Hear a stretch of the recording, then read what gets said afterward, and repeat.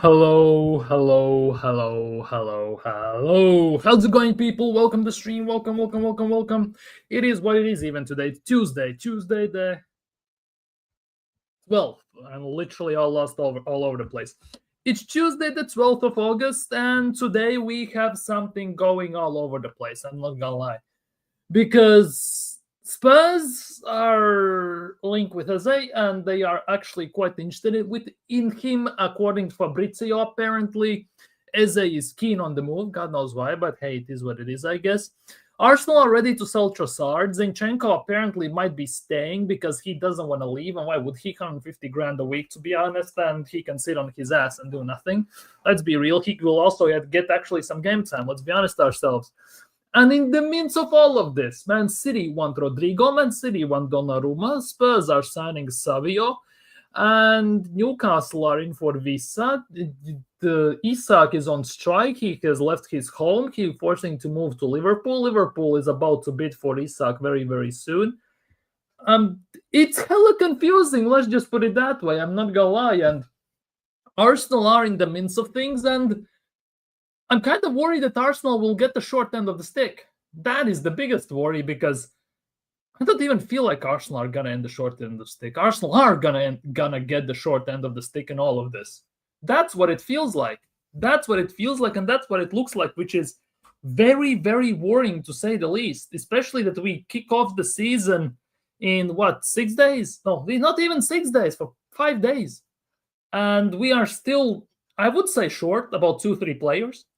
And we haven't sold anyone. We are not buying anyone. We are linked with some players, technically, and we still even haven't put in bid for Eze once. We haven't put in even bid once for Eze, which is the nuts part, because we all know that Spurs have money. They have shown it already. With Madison's ACL, they need a midfielder. They need a creative midfielder, direct midfielder. And it's not a surprise that Eze is on their cards. And let's be real as well. As soon as Madison got that injury, we on this stream and in multiple streams, people said, "Don't be surprised if Spurs go for Eze," and they actually might get him. Spurs already have shown that they have about 50, 60 minimum. There are talks that they have 100 or so million to go for someone because they wanted the Como number 10, Paz, or however you pronounce his name. And they were ready to pay about 50, 60 million already, which means they can pay for Eze as well, which is very worrying. And the nuts part is, if you look at this window, if Spurs get Eze, if City get Rodrigo, Donnarumma, who are they linked with, if Liverpool get Isak and Newcastle even get Wissa, who I would take at Arsenal without shadow of a doubt, I'm scared. I'm genuinely scared and worried, to say the least.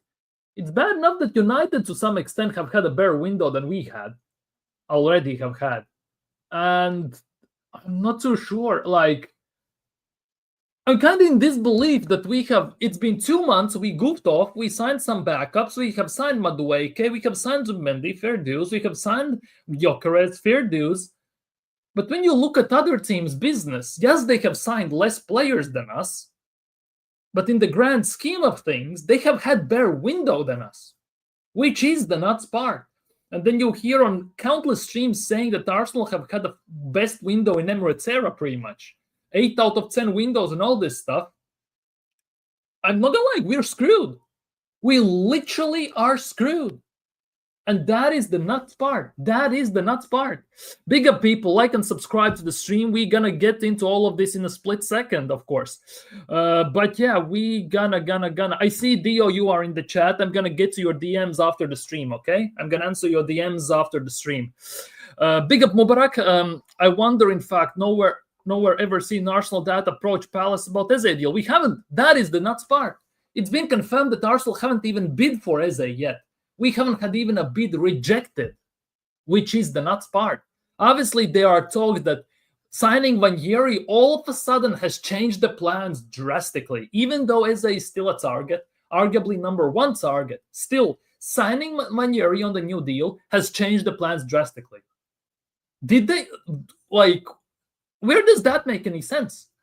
We all knew that Ranieri is gonna stay at Arsenal. If he didn't, whole fan base would have kicked off. Literally, whole fan base would have kicked off at Arteta, Berta, board, and the owners instantly without shadow of a doubt. And now we're sitting here and we get told that signing Vanjiri has basically put a backhaul to some extent to Eze. Where does that make sense? We have no problem spending 52 million on Madueke, but paying 65 or 68 or whatever on Eze. No, we cannot do that. We literally could not do that, which is utterly insane. Insane. Unless Arsenal somehow envision playing Dauman and Vanjiri for insane amount of minutes next season. It could get worse. It could get worse for those guys as well. Yes, if you're good enough, you're old enough, and all this stuff, right? Both of them can play Premier League. Ethan can play Champions League and all this stuff. We all know how that goes, right? But to put them both in this situation, no matter how good they are, knowing the media pressure, Arsenal fan base's pressure, the pressure from the club, we literally could run them into the ground. And I'm not talking about physically here even. I'm more talking mentally here. Because mental aspect of football in the world is at least half of what player is, if not more. Because yes, you may have physically abilities to run, physical abilities to do a step forward, skills, shoot, and all this stuff. But unless your mindset is in the correct place, unless you're focused, you're mentally locked in, it's all irrelevant to quite big extent, let's be real. So I'm very worried about that aspect. I'm starting to think more and more about the mental aspect of the game in recent times. And I'm not going to lie, it is worrying. We hear that Arteta has budget increased with 200 million. Question is, where is that 200 million? To be honest, I haven't heard that one single bit. Where did you hear that, Mubarak? Where have you heard this? 200 million extra. Because if it's 200 million extra, we can sign Eze and Rodrigo. Fabrizio Romano today tweeted that Rodrigo is 85 million pounds. Then you sign Eze, right? That's 150. That's 153 million. We have 47 million still left over. Like, I'm kind of confused here. Big up Hyper Protagonist. Hope you're doing well today, my guy. Big up Iwi. Big up Czech Republic. Big up Praga. Not Poprad. Sorry. All Karlovy Vary, wherever you're from. Big up. We need Eze, move Zinchenko on. Yeah, but the thing is, since you've mentioned Zinchenko, we're going to go with Zinchenko first, right? Since we have mentioned Zinchenko already, this is the latest news. Obviously, it's from Gunner Blog, so go figure if you can trust it or not. But these are the latest rumors surrounding Zinchenko. And this is also a big worry. Sorry, I'm going to zoom in a bit more. Oleksandr Zinchenko is giving consideration to seeing out the final year of his Arsenal contract and moving on a free next window. Arsenal naturally would prefer to sell in this window. Well, no shit, Sherlock. 150 grand a week. That's 6.2 million, basically, he's going to take from Arsenal if he doesn't want to leave. That is the nuts part. And the nuts part is we can demote him to under 21s, under 18s, exclude from the team. We still have to pay him that money. At the end of the day, it means nada. He still is going to take the money. We're still going to pay him. Big up Declan. Big up Declan. Declan Rice? Your Declan Rice? The real Declan Rice? Or am I tripping here? Big up. This is a shit show. No shadow of a doubt. Big up Dre. Hope you're doing well today, my guy. Our money is gone. It's an accounting issue now. Have to make sales before we can commit to an offer for Eze. And that is the saddest part. No big club should be operating like this. And if you add on top of that with the rule that any owner can put in 109 million of his own money from his own pocket every single summer window, once per year, basically, right? It should be a no-brainer. But when have we seen the last time that Kroenke has put in money from their own pocket? Oh, right. Never. Like, that is also the nuts part if you add it on top of all that. Yet going unprepared in the season again. Yep. Let the roundabout begin. Yeah. Round and round and round it goes. Where we land, nobody knows. And it's like a chain reaction. Underprepared in the window. Something goes wrong during the season. We screw it up in January, as always.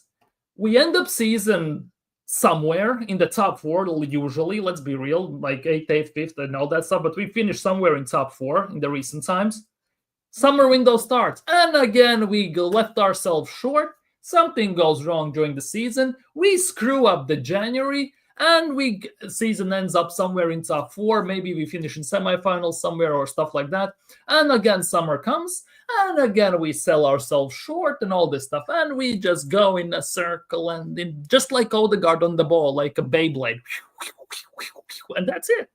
Like, it's a never-ending story, and it's been like that for a decade and a half, 2 decades, almost. We goofed our window by signing Safran Madueke. Yeah, Thierry Henry, number 14, as they called him, as the opposing fans, like the taxman Yasser and everyone else, likes to troll us. But hey, Arteta swears his biryani recipe is the best in the world, though. Yeah, he wants to turn off the lights so everyone can train in the dark. So it's a what's its face, predator mentality. He wants to take off roof from the tunnel so there is better atmosphere and all this stuff. Yet at the same time, well, who needs signings? Who needs signings? Roof off the tunnel, it's going to win us the games at Emirates, isn't it? Like, what are we doing here? Serious talk. We are effed. We are. Poor Ranieri being used as a smokescreen to cover up the fact that we mismanaged our resources by signing Madueke. Exactly.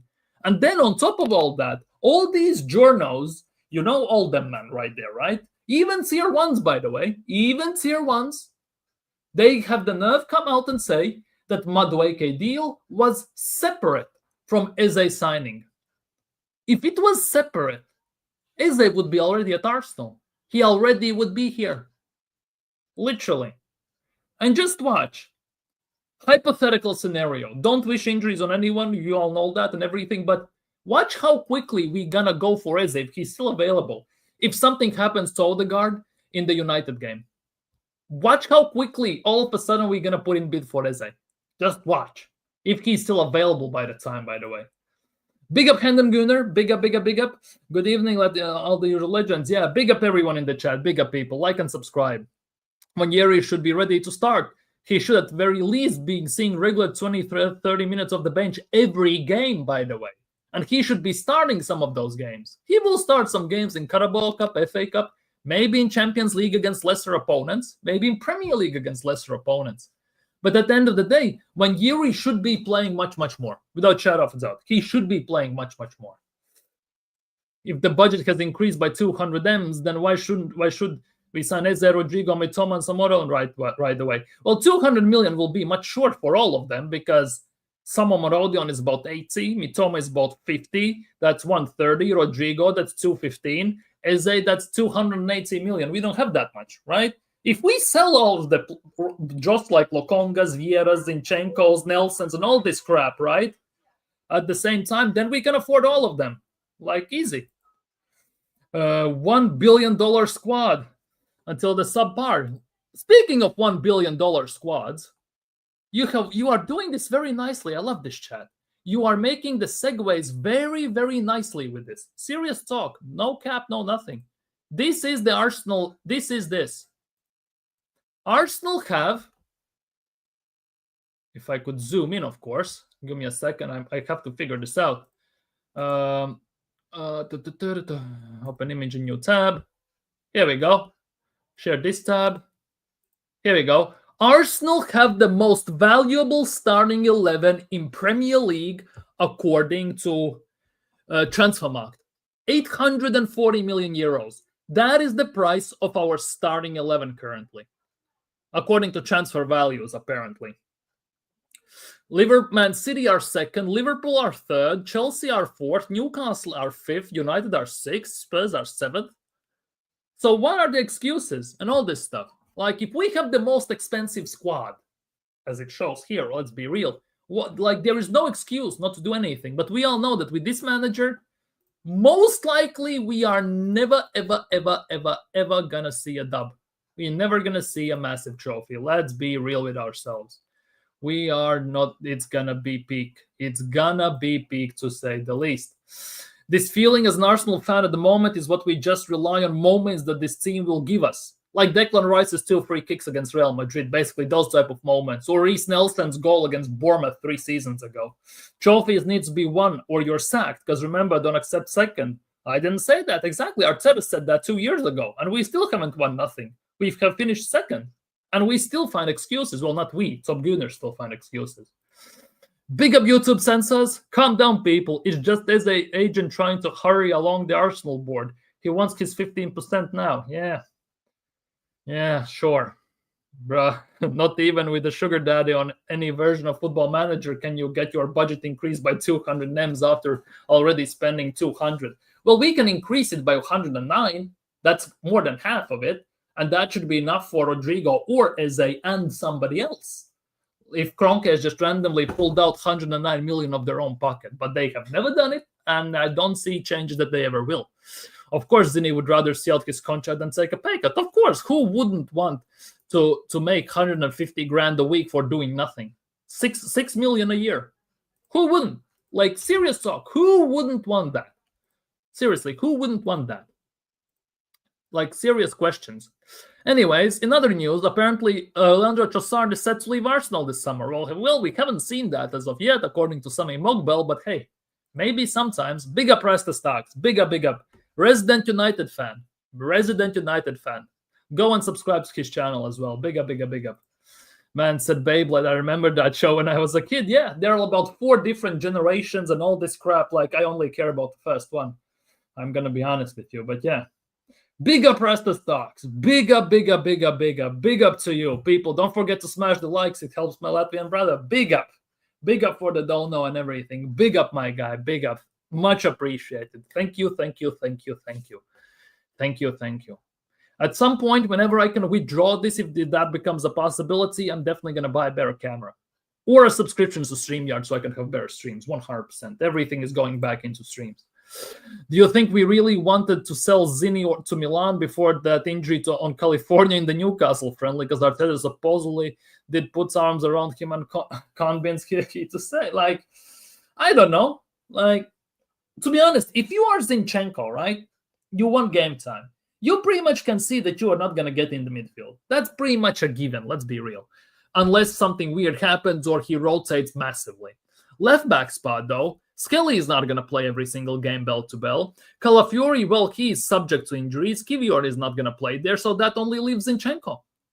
So he kind of sees the light, but he maybe could play some games at left back, unfortunately. Because AC Milan saw him as a midfielder, by the way. Arteta becoming a Pokemon trainer. Odegaard, the Beyblade, Saka, Medabot. Watch Arteta place whole arm on him next. Bodybuilder of Emirates. Yeah, 100%. He talks about evolutions all the time. Well, you know, Pokemons evolve, Digimons evolve as well. We all know that stuff. Let's be real. And you know how this works. Maybe Arteta plays Yu-Gi-Oh! And he always gets caught in himself. He doesn't know how to play a trap card, and he catches himself in that trap card or something. Who knows? Ron, did you see the bomber that dropped after the friendly win against Bilbao? That bulked up Havertz feels like a new signing. Yep. Top Gooners were on a mad one. That Havertz goal, credit where credit is due. Never seen a snail move this fast in his life. Never seen a giraffe run this fast in his life. A donkey run that fast. I'm not gonna lie. He looked literally like a Damachori on that pitch. At the same time, people saying he's like a new signing. Like, that's like Welbeck settings coming back from injury, what Wenger said in January transfer window. Same situation. People are too caught up in these things. Literally too caught up in these things. Glaze everything that they know, see, and can say. Now, obviously, the elephant in the room.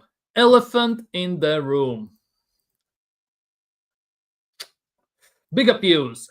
Big up views, my guy. Big up punks. Big up the 50-year-old dunks in the chat. Big up views on sport. Go subscribe to the guy. Arsenal fan as well. On brink of nervous breakdown regarding Arsenal, but hey, we go with the flow, don't we? It's pain and more pain when you are an Arsenal fan these days, but it is what it is, I guess, at the end of the day. So go subscribe to him, show him some love and everything. Go show him some love. But the elephant in the room needs some addressing. Eberechi Eze is keen on Spurs' move, as Palace are informed of his desire to play Champions League football. Well, that Europa League win does a lot for them now, doesn't it? Deal now depends on club-to-club talks, but Spurs are seriously working on it, as reported earlier.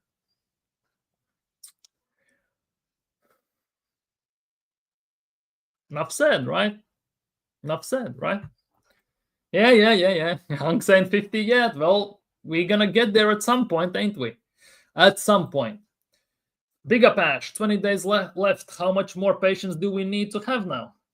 Yeah, in 20 days, window closes. In 5 days, 5 days, Arsenal start off their season against United. Is there a chance in the world that Eze is an Arsenal player before United game?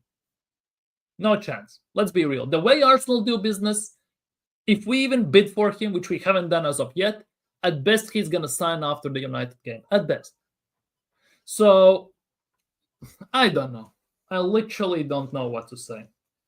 This club, man, this club is something different, to say the least.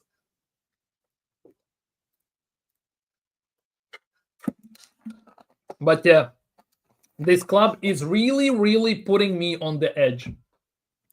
Top Gunners in June, first week of the June already, given how much reports we got about Zubimendi already done and all this stuff. In first week of June, Top Gunners said, be patient. It's only start of the window. They said that in the week 2 of June, week 3 of June, and when June ended, oh, there is still 2 months left. Oh, the window is only halfway through, mid-July. Well, now we are only 3 weeks, 2.5 weeks before the window closes. Premier League kicks off in 5 days for Arsenal. How patient do we have to be? Do we have to wait Nkunku Garnacho loan on deadline day? Do we have to wait for that? Or we can just already pack it up. We are not signing anyone and just go with the flow and see what sticks. Seriously, go figure. Literally go figure. I wonder what is gonna be the excuse for Top Gunners right now. Because they are saying that this is 8 out of 10 window. Yes, they are saying that. 7 out of 10, 8 out of 10 window. Best transfer window in the Emirates era. I have heard even that. And what? Like, seriously, what? Like, I can see the thought process behind Zubimendi and Gyökeres improving team. I can see that. But the rest of the people, I'm sorry, what? We have signed just one player that is additional improvement on the squad. Because Kepa came in for Neto, Mosquera for Tomiyasu, Madueke for Sterling, Norgard for Jorginho, Zubimendi for Party. Only player that has come in to add numbers to the team is Victor Gyökeres. Fantastic signing, by the way. No argument there. Good deal. Fantastic signing. Shame it took about 2 years to complete, but it is what it is, right? In terms of how long it was. At the same time, how long is this bullshit going to last from Arsenal? How long? Like, this is a serious question right now. How long do we have to wait till we sign someone serious? Will we sign someone serious? Serious talk. Seriously. I'm being serious. We're gonna sign someone serious. Is it serious? Are we serious in this window? Like, seriously. Just make it make some bloody sense. Every single window, dragged out deals, we cannot sell, always 1-2 players short, everything is gonna be fine during the season, shit hits the fan, we do nothing in January, shit hits the fan at the end of the season, we go into next summer window, and we start all over again.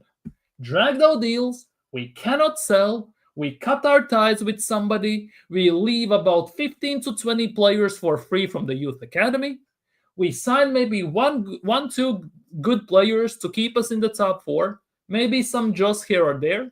We are again 2-3 players short, and we move forward once again. Shit hits the fan during the season. We don't do nothing in January. Second part of the season, shit hits the fan, and summer window is right back up again. And we go and in around and ring around the rosy Beyblade settings.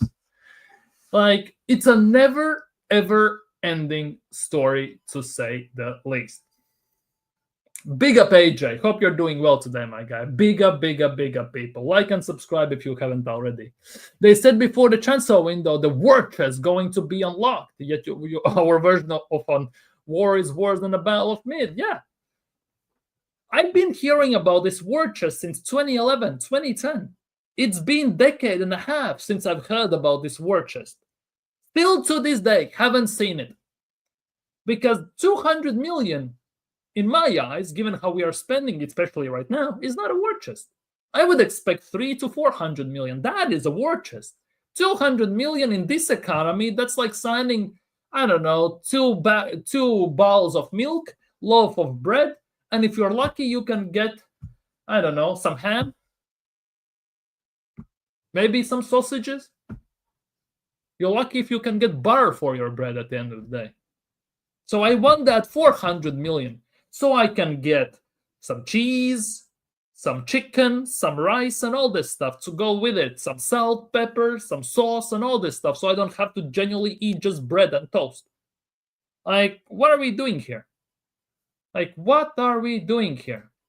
Here is Views' channel, by the way, people. Go subscribe to him. Rasta Stocks, Resident United fan. We are planning to doing stream together on his channel on 27th of August, something like that. At some point during the end of this month, at some point. We'll see how that goes. I'm definitely going to keep you up to date. Every time we snipe a Chelsea player, it bites us, yeah. Name a Chelsea player that has worked out well at Arsenal. Name a Chelsea player that has worked out for Arsenal.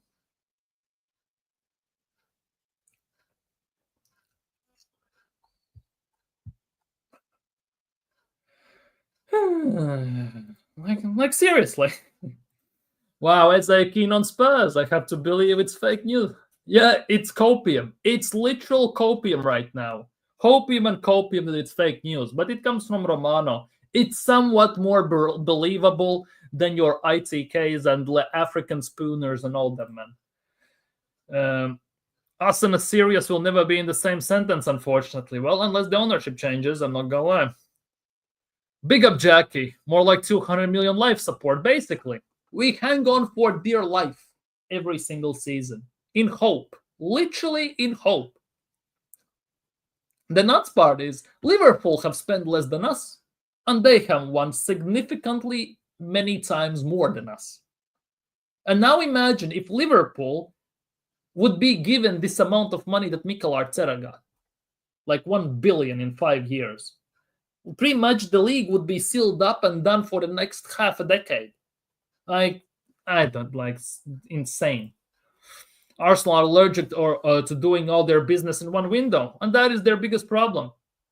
Let's be real. Man City started their summer transfer window in January. Their sporting director realized and admitted that they screwed up, literally screwed up last summer. So they tried to rectify it in January, and they continue to do it right now. City need a right back. They are looking at a goalkeeper. If they sell Savio, they're going to go for someone else for the left wing. We are hearing Rodrigo links. I'm already scared shitless. I'm not going to lie. My pants are full. I'm just literally not going to lie. So we'll see how that's going to go. But imagine transfer window shuts. Spurs sign Eze. City sign Rodrigo. Liverpool get Isak. Newcastle get Visa. And Arsenal get nothing. We're literally going to get the short end of the stick. Can I make at least a homemade burger from those ingredients? Well, you can, but it's literally going to be bun, something, and it's not even a proper ham or sausage or meat. It's a semi-reproduced, let's be real. It's like a local pigeon, basically, that Odegaard hits with every shot when he hits the ball at the goal at Emirates, right? And then another bun. No pepper, no salt, no seasoning, nada. Just bun, some stuff, and another bun. Gallus? Well, maybe. At the same time, no thanks. Don't want crybabies at my club. George Graham and John Hollins, but nobody since the 2000s. What are we talking about here? I already forgot what I said. Literally goldfish memory at times. Oh, I get it. I remember. Yeah. City also did transfer business in January due to possible transfer ban if the 105 charge led to transfer ban. Yeah, that is as well going down the drain. That's nothing is gonna happen there. They're gonna get maybe some points deducted. They will get about, I don't know, 60, 100 million fine. For banks, they can give them 115 million fine. That's gonna be slap on their wrist. They're gonna literally get two camels, bring in 2 bags of money, and they're just gonna walk off and they're gonna buy again. Is that to Spursy? My club is to blame for this by giving them a trophy. Yep, 100%. 100%. If they if you look even at Spurs' business this transfer window, it's actually I don't want to say scary, but it's definitely worrying. Let's just put it that way. It's definitely worrying. Spurs transfer business this transfer window, right? It's Mohamed Kudus, Matisse Tell, Kevin Danso, Luka Vuskovic, Kota Takai. Sounds like a Tekken character, but we allow it. João Palhinha, Højbjerg is back. Brian Hill, and loans don't count. Basically, loans don't count, right? And they could sign Eze, and they could sign, what's the other one? They want to sign another one. Like, it's actually like a somewhat decent window, isn't it? And look at their sales. They sold Son for 22 million. They sold Højbjerg for 13.5 million. They can sell Pierre-Emile Højbjerg for almost 14 million euros. How much are we gonna get for Lokonga? Like, if I look at Spurs right now, right? Mohamed Kudus at right wing, Solanke up top, Savio on the left wing, and let's just say Eze in the number 10. I'm not gonna lie, it's scary. It is scary. I'm gonna be honest with you. It is kind of scary. Serious talk. Every season with us is a repeat. We always leave ourselves short, whether it's 1 or 2 players, and it's not just our manager. That's the problem. It's our owners and lack of ambition. Yeah. Kroenke is only $3 signs. And it hasn't changed. It literally hasn't changed for the longest time. It's been like that all the time. Like, it all comes from this. When Kroenke bought Arsenal fully, when they took full ownership of Arsenal, Stan Kroenke said this: I didn't buy Arsenal stake to win trophies. And rest what followed that is, well, let's be real, history. If you can call it history of bottling stuff, like, let's be real, that's genuinely our history since then. Bottling stuff.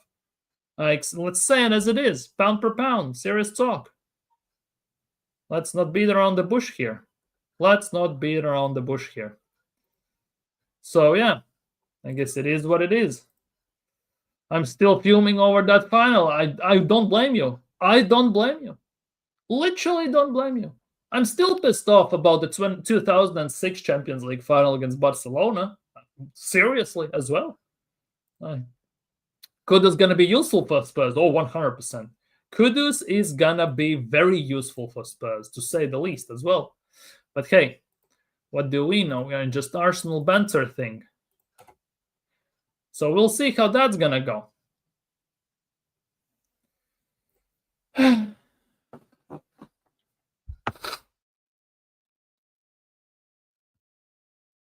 This guy.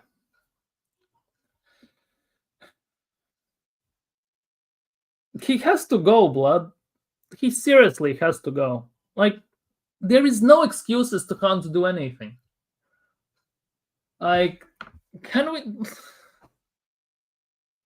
He's the mastermind. Is there a reported fee for Eze? Well, Eze still apparently has release clauses active. They have not ended. They're gonna end on Friday this week or next week. So 68 million. So there is still a chance. And after that, it's negotiations. Palace want pretty much the full amount. Maybe they can take half or something in the up payment, then installments, and all that stuff, right? But yeah, Arsenal still haven't put in a bid yet. Still no bids in from Arsenal, though. El Doctor. Yes, no. El Doctor, that's a completely different story. El Doctor is this guy. This is El Doctor, if you didn't know. Remove at stage. This is El Doctor. Socrates from Brazil back in the day. What a player. What a player. Socrates, El Doctor from Brazil. Remember this guy?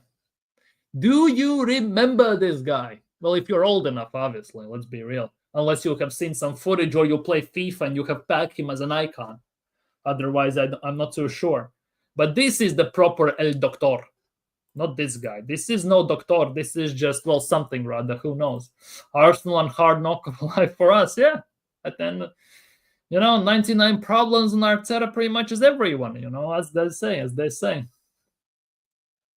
Kudus would have been ideal part.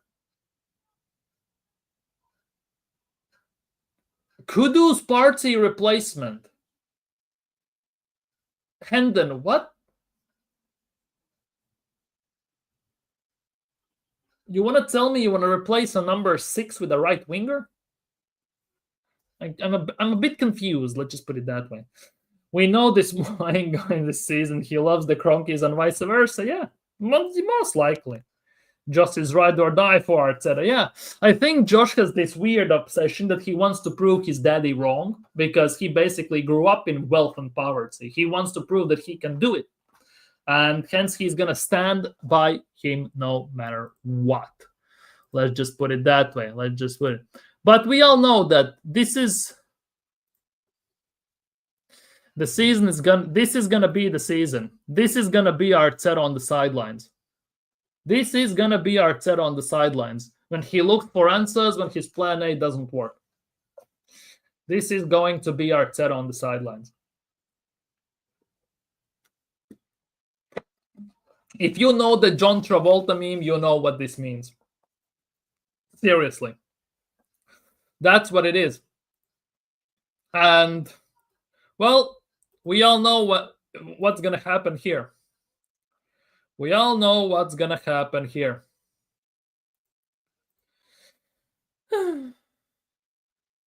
How long till we see this? How long till we see this? Because at some point, and this is not just about Mikel Arteta, this is about top Gunners, this is about fan base and everything. How long till we start to see stuff like this? They're going to cry about something. They're going to cry about the PGMOL, refs, VAR, the ball, the time wasting, and all this stuff. Like, seriously.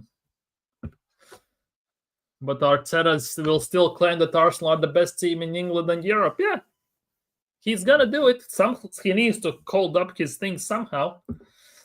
Is that the face after he was told he can't start Havertz at striker at Old Trafford? Well, maybe. Maybe he got told that Odegaard got sold. Would be nice, wouldn't it? Literally would be nice, wouldn't it? But yeah, people, like this, that is the case. That is what we are seeing these days. That is what we are seeing these days. Anything else today regarding Arsenal? Because we can just sit here and chat for random stuff. We can literally sit here and chat for random stuff regarding Arsenal. Grealish, Fenerbahce, they are not getting... Is there any news regarding Arsenal today? Something serious or something like that? Because Arsenal are literally just... Oh, we have! Oh, we do. So we have something to talk about today. We do have something to talk about today. Oh, this is going to be good. This is going to be good. This is going to be good. Yes, the new Premier League ball is the same as the one Arteta played, but when used in the Carabao Cup, exactly. That's the same ball. Odegaard missed penalty.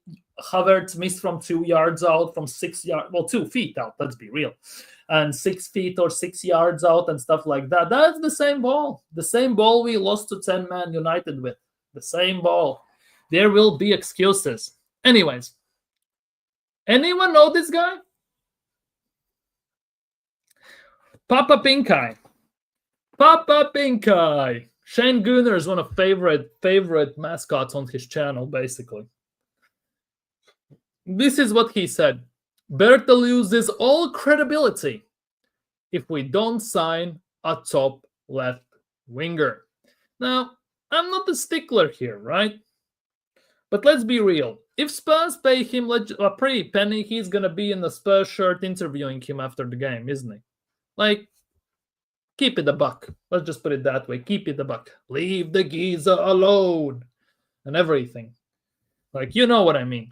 Like, Berta loses all credibility. You have lost all credibility here. Let's be real, people. He has lost all the credibility you can imagine in everyone's eyes by the stuff he's posting, saying that Diogo Jota, may he rest in peace, right, is better than Pele and all this stuff, saying this type of stuff. And you remember the things he has said. Let's be real. You remember, people. Like, that is the nuts part. That is the nuts part. Oh, Arsenal have given Guard of Honor again. Arsenal have given the Guard of Honor again, people. I'm not actually capping here. Arsenal men's side welcome back the women's European champions at Soborelli Training Center today. Arsenal still giving Guard of Honors even when they don't play during the season. Respect to Arsenal women and England women for winning the Euros, and Arsenal women played a very integral role for achieving that. Let's be real. Respect to them. But hey, the meme stands though, doesn't it? I hope he does not think because Havertz scored a goal against Bilbao puts him in contention to start. He thinks that. Let's be real. Over Gyökeres, I'll switch the game off, I swear. Let's be real. He could think that. There are no reason why he wouldn't think that and shouldn't think that. We all know that he's going to try to shoehorn him into the team. Either Gyökeres is not ready for the Premier League yet. He didn't have a preseason. Or he's going to play left wing. Or Madueke is going to start left wing or something. There will be something. Maybe copy, but I think Eze is gaslighting Spurs to reject them and end himself to us. Maybe. That is the hope. I would drink that Kool-Aid. Yeah. If that is the case, yeah. Like, at this stage, it's going to sound very weird, but I'm desperate. I'm literally desperate for Arsenal to sign a left wing and a number 10. I am desperate. I'm going to be honest with you. After, for fuck's sake, 24 almost years being an Arsenal fan, and especially in the last 15, let's just put it that way, watching the transfer windows unfold in front of my eyes more in depth and even more in depth, like, I'm getting desperate to some extent. Literally getting desperate. It has come to those levels that I literally sack Mikel Arteta on Football Manager. I purposely put him in some Norwegian 19th division or stuff like that and everything. Like, it is going to those levels sometimes. Lock Pinkai, you know. Though we're always giving the Guard of Honor, never getting one. Yeah. Why Pinkas, keep the name out of your mouth. Pinkas loses credibility when said Magalhaes tries and Ryan makes his all-time Arsenal with you. What? When did he say that? When did he say that? Oh, whoa. I need to see this copium and stupidity. Where is it? Where is it? I've lost my head, can't fathom as in the Spurs shirt. Okay, give us cash, Trossard. Wait. Did he say that on a TikTok or did he put that on YouTube, on Twitter? Same the season, alt. Okay, let's do this because I want to see this. I want to see what you think, people. He posted this in March. This is what Pinkas posted in March, right? This is what he posted in March. All-time Arsenal 11 at the Emirates, right? This is what he posted in March. AFC. So, Raya in goal. Apparently, yeah, well, I mean, okay.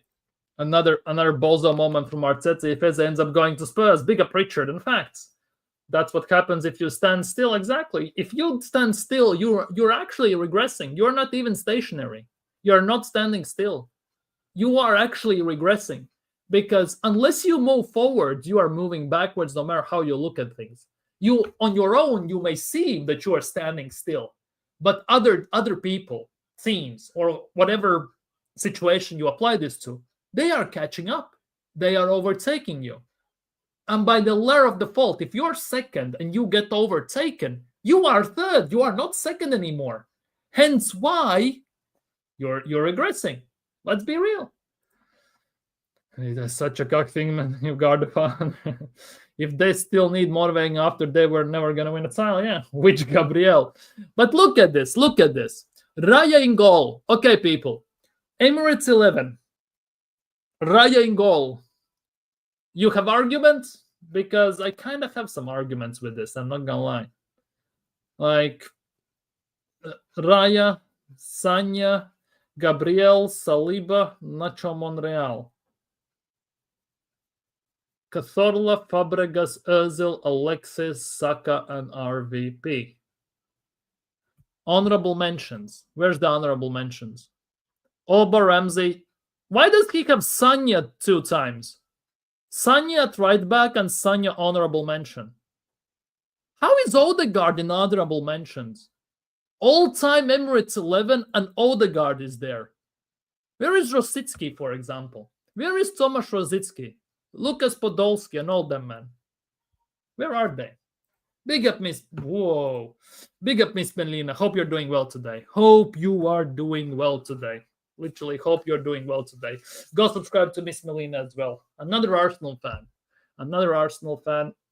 Go show her some support, show some love, show some subs. Does live streams very often, all the time, let's be real. Watch alongs and everything. Go show her some support. Hope you're doing well today. Hope you are doing well today. Spot on, just reinforce the soil.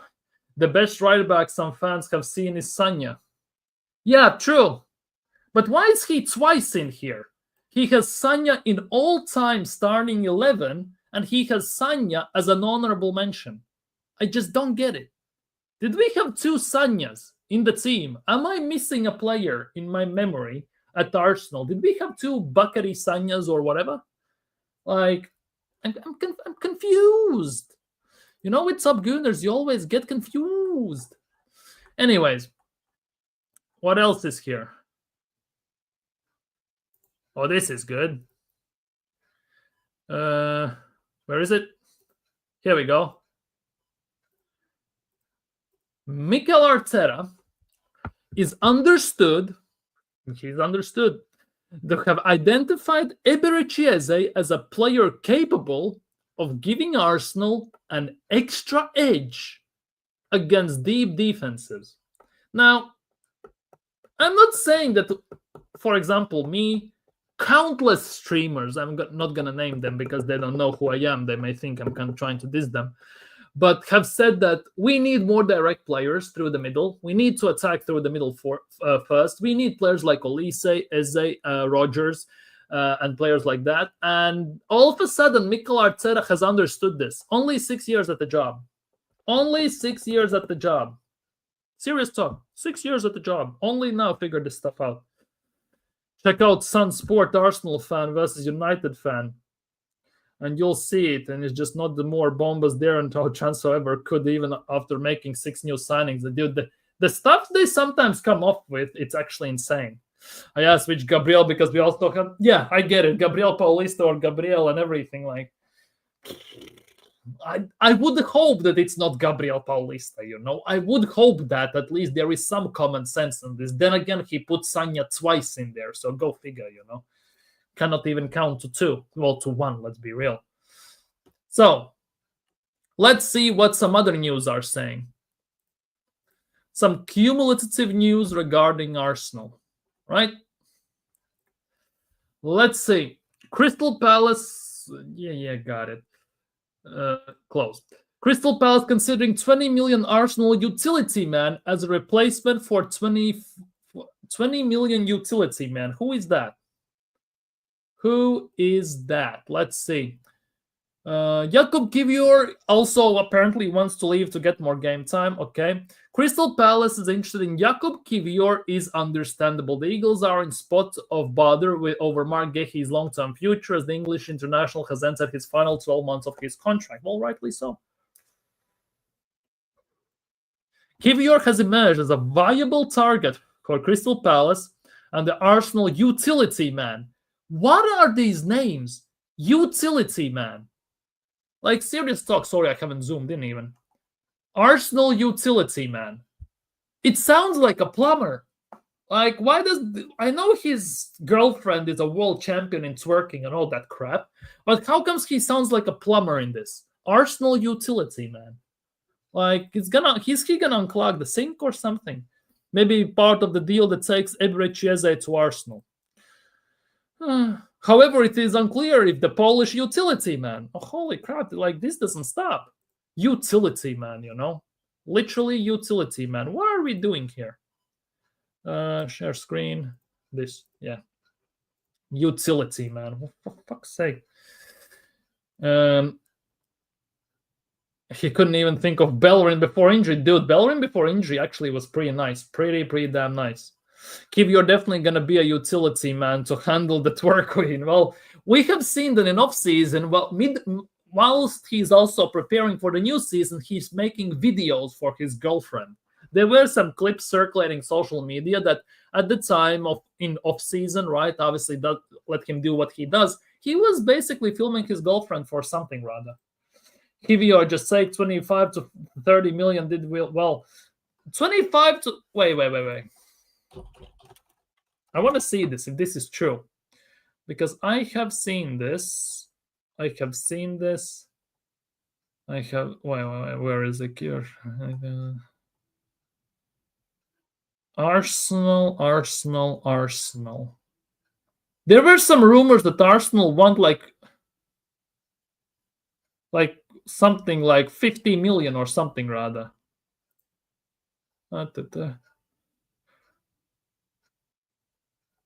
Yeah, there was something about Kivior 50 million and crap like that. How much did we sign him for? I think it was about 20-something million, if I'm not mistaken. 20 million pounds from Spezia. Well, 20 million euros, sorry. Not 20 million pounds, 20 million euros, which is about 17 million pounds. Yeah, yeah, that's the nuts part. Berta said Kivior is worth 50-60 million at the start of the window when he was linked with everywhere. Yeah. I remember that. That's a very insane take. 50-60 million. Arsenal signed Kivior for almost 20 million euros. 20 million euros Arsenal paid for Kivior. Ridiculous. Kivior not worth 50. Well, to be honest, he had a very good last part of the season, and we should strike whilst the iron is hot. So if there is a chance we can get 50, sell him in a heartbeat. Seriously, he's only on what, 80 grand a week? No, 58 grand a week. He's on 58 grand a week, so it should be easy to move him. So pay the money. Arsenal eyeing 207,000 a week is a alternative who also has hold talks with Spurs. Who are Arsenal linked with? Who are Arsenal linked with of 207,000 a week?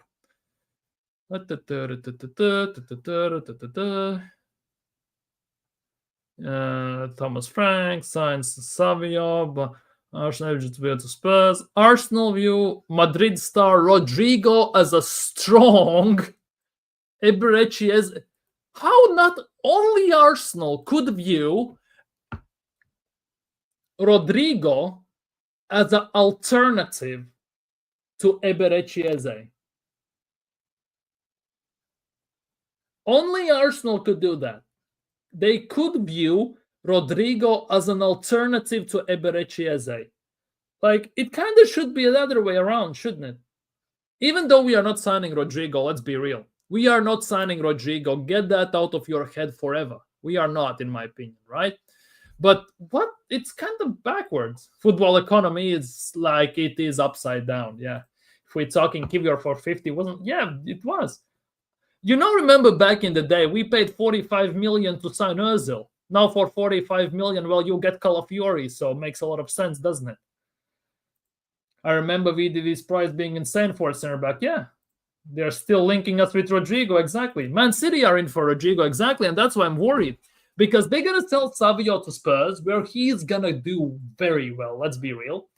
And they are in for Rodrigo, and apparently they also want Donnarumma from PSG. They could get double whammy there. And that would be actually worrying, especially since Ederson has been linked with Galatasaray or something like that. I don't even know. I'd rather we hold on to him than take another loss. Sign 20 million, give me 30 plus. Exactly.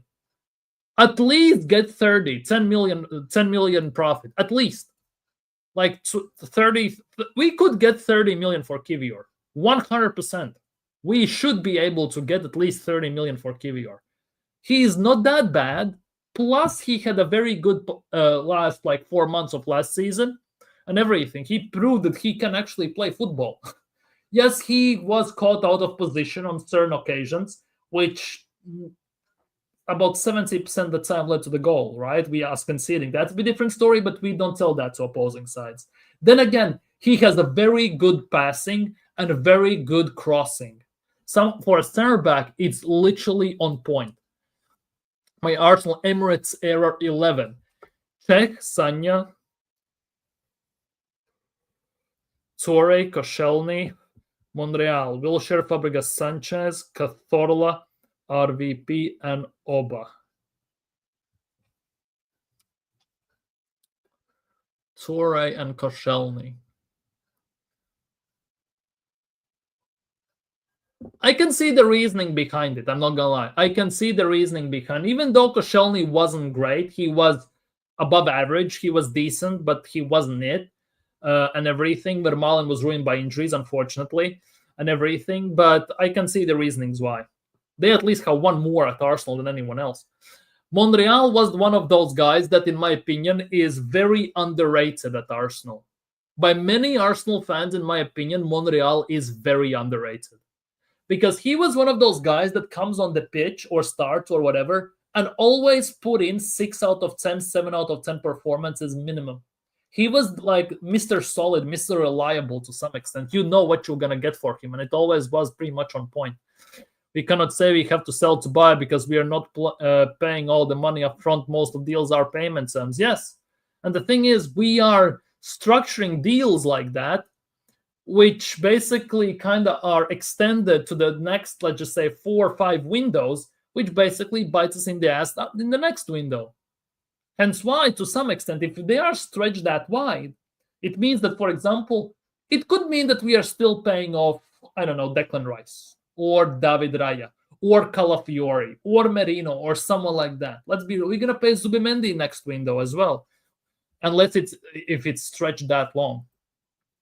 Monreal is solid. He had a rough start, though. Yeah, he had a very rough start. Then again, he scored some very crucial goals on the far corner when he overlapped and was late arriving in the box for a cross from Ozil or someone like that.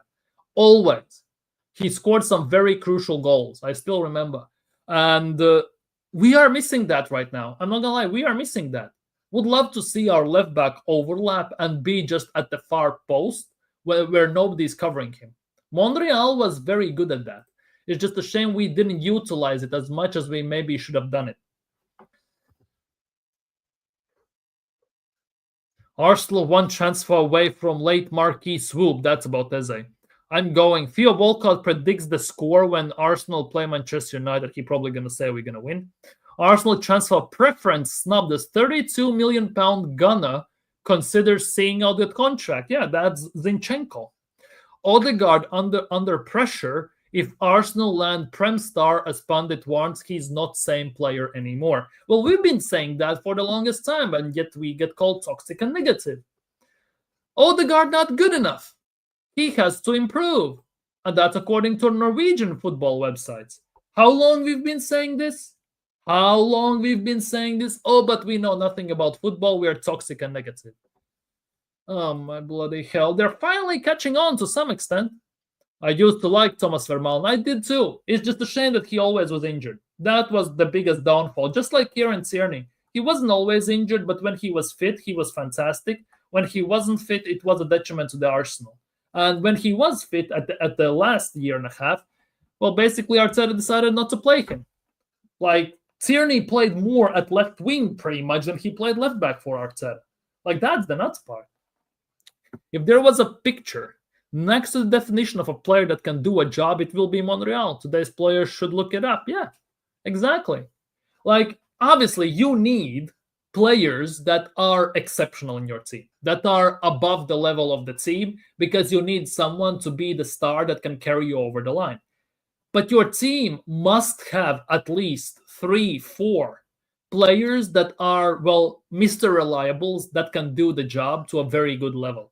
And Arsenal, unfortunately, don't have that. We have maybe one, maybe two, if we're lucky at times, and it's also a coin toss.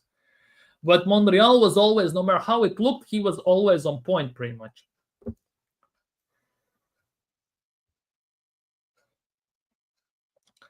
20-year-old considering running down his contract. That's Zinchenko. Rodrigo reacts after learning Arsenal Man City won him as a full agreement claim made. I don't trust that one. Lineker thinks Arsenal's success will depend on Gyökeres's form. That's a stretch, but I get it.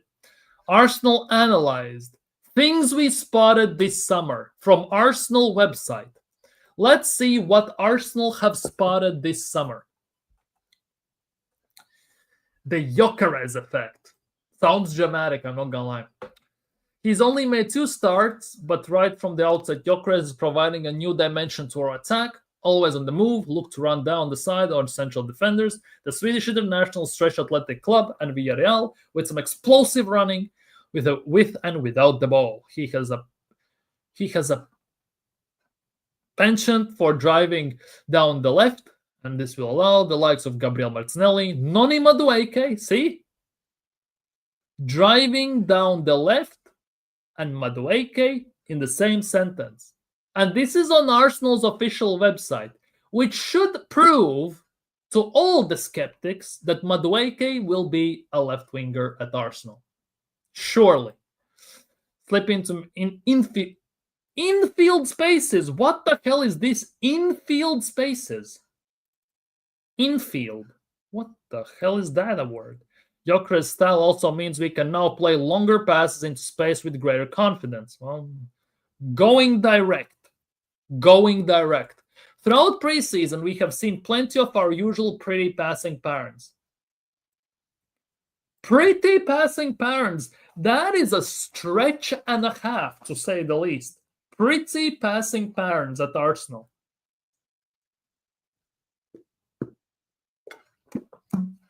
For the last year and a half, it's been anything than pretty.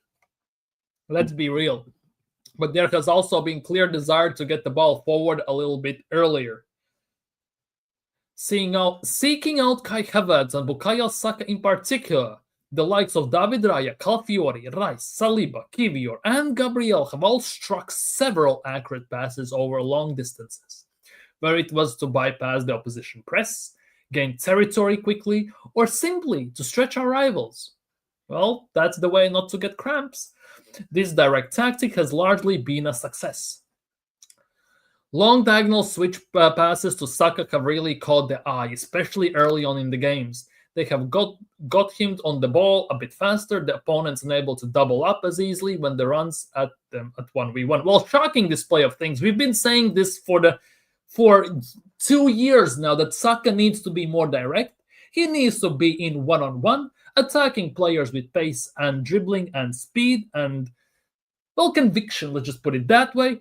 And again, we got told we know nothing about football, we are fake fans, and we are just complaining and moaning for the sake of moaning. And now, 2 years later almost, they saying the exact same things we've been saying for the last 2 years. And now for these top gunners, this sounds like a revelation. Let's be real.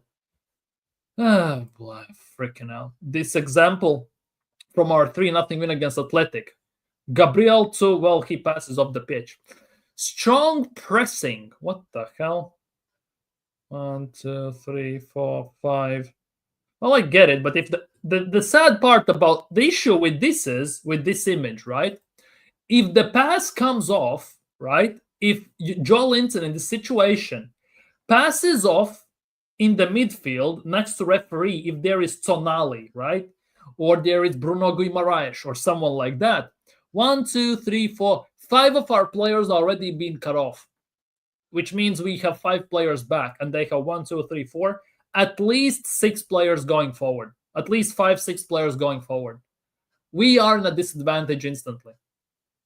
Like, if they can pass it off from this position with 1, 2 quick passes, we have been caught out. And this is the high line that we've been caught out for quite a few times this preseason. 1, 2, 3, 4, 5, 6, 7, 8, 9. See? Here are 9 Arsenal players. 9 Arsenal players in this image, right? You can see Skelly, you can see whoever that is. Not so sure. Might be Saliba, might be... I cannot tell, basically. But yeah, see how high we play? 9 players, and they pretty much everyone is in the attacking third. And you can bet your sweet cookie on the fact that David Raya is somewhere around center circle. Somewhere around center circle, there is David Raya. 1, 2, 3, 4, 5, 6, 7. 7 Villarreal players are here, by the way. 7. Which means they have 3 up front. And if they manage to get the ball out of this press, it's 3v2 for Villarreal counterattack. Like what? Now, where was I? The journal's gonna have fun much making puns with Gyökeres's name. Oh, 100%. There is no fighters in this team, not even suck. It feels like when they play ball, we'll get, but it's rough. These players can't show hard determination. No ballsy. No cojones, as Troy Deeney used to say. You might disagree, but Monreal was my C-Tech version, but with his goals, a B-Tech version of Lauren. He was boss for us. He symbolized the Arsenal way back then, like Rocastle did before. Yeah, Rocastle on the left. Was Winterburn a left back as well, or am I tripping? I'm literally just mixing players up these days. I think was Winterburn a left back? Yeah, he was a left back. Exactly. That's what I thought. Winterburn and everyone epitomized certain positions and players. This is like breakdown on how to play FIFA. Exactly. This is basically how to play FIFA. One-touch passing, then press LT, RT, close-up dribbling, the rainbow flick outside elastico. Then you do the close-up dribbling. Then with right stick, right stick. Yeah, you trigger manual run. You control him. Then you pass the ball in behind. Then you do El Tornado cross and score a bicycle kick and all this stuff. Everything is coached to the right wing. Yeah, if you haven't noticed, yeah, Winterburn and Dixon. Exactly. Yeah. Winterburn was a left back. Yeah, legend of Arsenal. Exactly. Like, we used to have some phenomenal defenders. Phenomenal. We used to have phenomenal left backs, right backs. We used to have phenomenal players all across the pitch. Now we have, half marshmallows, half baked sausages on the pitch, basically. One-touch crosses. Yeah, this I agree with. These one-touch crosses, the Kivior cross for Saka to score, and then the one-touch cross from Zubimendi to score for Gyökeres. I noticed that in preseason, and that actually was a nice touch. That was a nice touch, and it worked like a charm. Midfield modifications. We only have a small sample size. Well, no shit, Sherlock. But in preseason, Rice seems to be playing as more of an orthodox central midfielder. Wow, Rice is playing deeper. Rice is on the left, by the way, people. On the left. And you can see Martinelli is inverting in the middle. Saka is running through the middle. Somehow Gyökeres is playing as a 10 and Odegaard looks like an 8. This is a weird image, or is it just me? Because Martinelli looks like a left striker, Saka is a right striker, Gyökeres is in the 10 spot, kinda, with Odegaard in the 10 spot. Kinda should be the other way around. But it's just me. It's just me, probably. White and Saka in sync. I didn't know in sync was back. I didn't know Justin Timberlake put his band back together. Set pieces take shape. Oh, bloody hell. Don't talk to me about set pieces. It literally looks like 5 hyenas looking for a prey. This is what this looks like. 5 hyenas looking for a prey. Last word. The quality of our football in that clash should provide the group with lots of confidence. Yeah, sure. Let's assume. Let's assume and let's hope and let's pray and do all that stuff. Let's be real. But yeah. We once had Cole, Perez, Henry on the left. Now name them today. Well, today we all know what the names are, to be honest. What do you think about these players and the heart they show in rough times? We always blame the Arteta, and rightfully so, but these players as well don't show fight. Yeah, that it looks that way. And Arteta always screams that he needs more from the fans, more support from the fans. But how about the players on the pitch give something for the fans to cheer for? Because we cannot always do the lifting.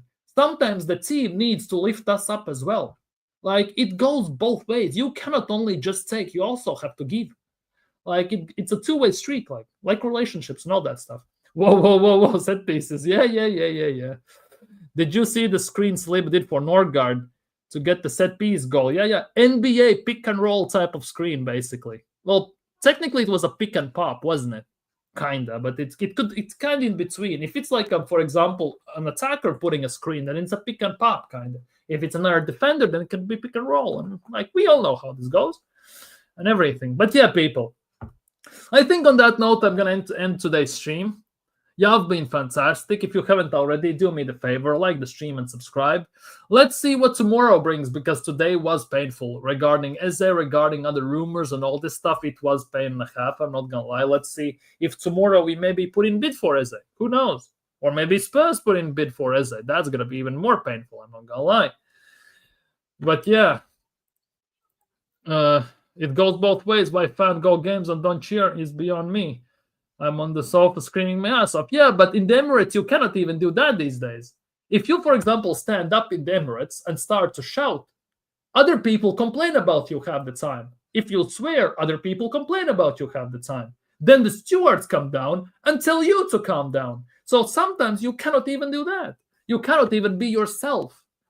You cannot be a football fan in the stands. Big up, Jackie, big up. You can see the fighting Klopp's Liverpool teams and Guardiola's teams. In our team, early 2000s was the last. Yeah, all got left at Highbury.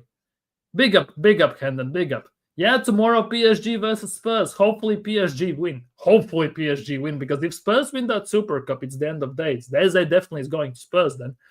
But yeah, people, thank you guys so much for being here. Smash the like, subscribe if you're new.